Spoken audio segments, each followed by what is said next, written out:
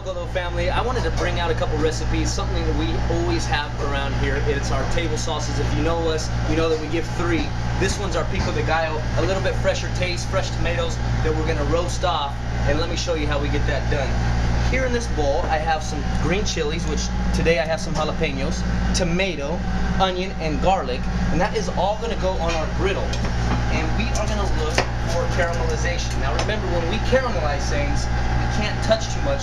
The more you touch, the less it's gonna caramelize and it's gonna get a little sticky on you. So I'm just gonna let this sit here by itself for probably 15 minutes. Every 5 minutes or so, I'm gonna give it a flip just to make sure that it's roasting on all sides. So I got those ingredients running. Now another salsa that you can always get here at Zocalo is our guacamole. I know this is something that's real simple to do. I just want to show you how we prepare it, show you a few little knife skills to kind of help you get those perfect pieces of tomato and onion. And let's go ahead and start off with an onion. So I'm going to take a full onion here, get the sides off. You can see how I'm holding this knife. I don't put my finger up here, I put it on the side, and I use my wrist for strength. So I cut this off. I'm only going to use a half.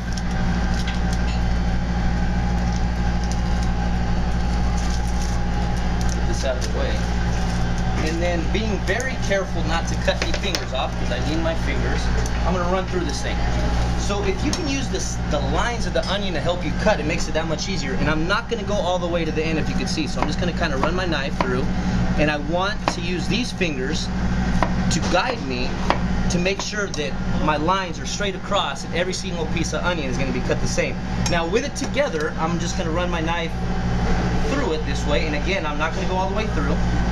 And now I'm going to go the opposite way, and I'm going to start making little squares or a dice. And I'm just going to finally run my knife through it this way.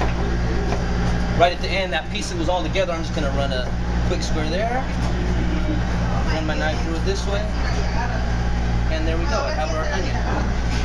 Tomato, I'm going to do the same thing. So I'm going to run through this a little bit faster.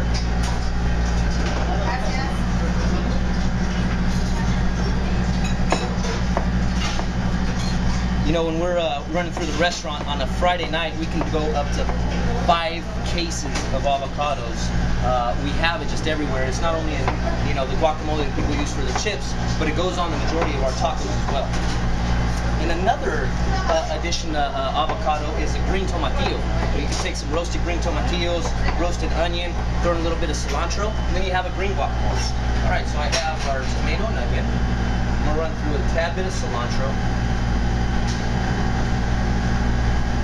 Now with the cilantro, what we do is you just bunch it all up here, and then this is called the chiffonade. So now I'm just going to run that bunch of cilantro. I'm going to run my knife through it real thin. Always keeping my other fingers curled to make sure I'm not clipping anything off there. Even for as many onions and tomatoes and everything I've cut, you still do it, trust me. So good, I have a good base here. Now I need a little bit of heat, so what we do is a jalapeno, but instead of just a regular fresh jalapeno, I do a pickled one. So I pickle it in apple cider vinegar, so you can kind of see it has that off colored, almost like if you couldn't do it at home, they have the canned chiles in the stores. You can use that as well. So I'm gonna run my knife through that as well. And then to make the guacamole, I'm gonna use that vinegar that they were pickled in to give it a little bit of bitterness. That bitterness is super important because that kind of just enlivens everything that's going on in the guacamole. Final touch, and the most important, are these babies right here, and that's your avocado. Beautiful, creamy texture. Man, I can eat them just with a little bit of salt. I love avocados. So if you just saw, I just ran my knife through that. It has a seed, so you grab your knife, be very careful, but just kind of hit it, twist, pull it off, and there you go. I'm going to dice inside the skin. Dice inside the skin. And then we'll grab a bowl here and a spoon.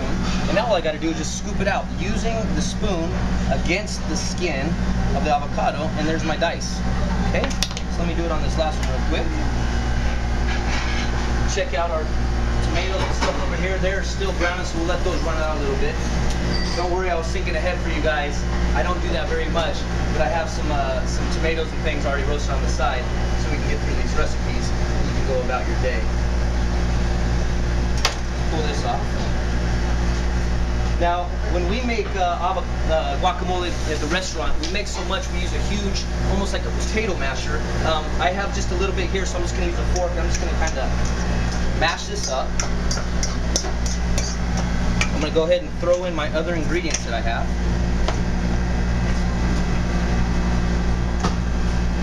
Take a little bit of the cilantro. And then I'm going to take a little bit of that vinegar that I said that I used to pickle my chilies with. And then I'm going to take a lime, and I'm going again for bitterness as well. Squeeze a half one in there. Move my mess to the side here. A little salt.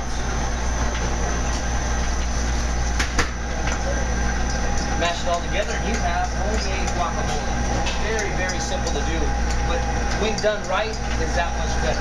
And again, using that vinegar and that lime juice is what really hypes this guacamole and makes it that much better than anyone else. Just scoop that into our head here. And there we have it. Now, on my side here, these are your exact same ingredients that I had roasted. I just roasted them ahead of time. So I got my tomatoes, chilies, garlic, and onion. And I'm going to toss that in the blender. Hopefully the tomato will catch that grinder and will blend up, and I won't need to add any more. So here we go.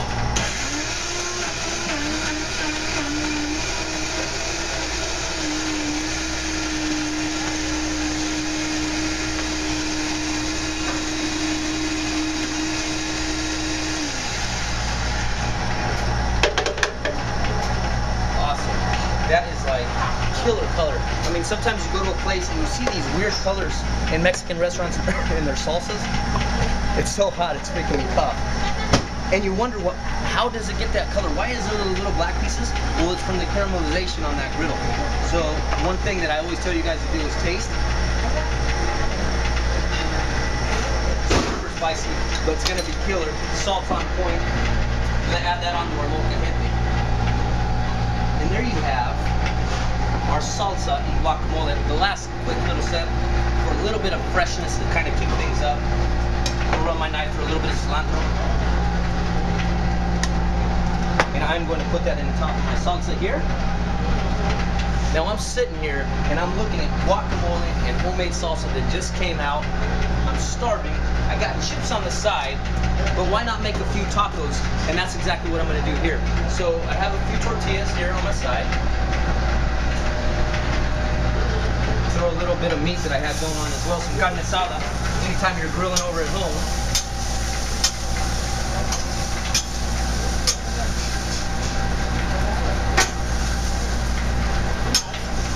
And this is like perfect dinner, right? I mean, grab some carne asada tacos, you got some guacamole that you might have made at the party before, got that salsa that is killer. I mean, you can use that salsa on eggs in the morning, on a burrito, anything you want to do, and it is just absolutely killer. Throw a little bit of that guacamole right on the top. Throw a little bit of that nice homemade salsa on the top as well. Give our plate a quick little cleaning.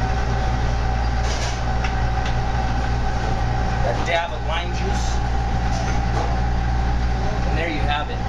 Tacos with homemade guacamole salsa. You can use it on chips, anywhere you want to go. These are just a few little basic things, very simple to make, but can be very versatile in your kitchen. I hope you try it out. Thanks for coming and checking us out here on Taste of Mexico, and we'll see you next time.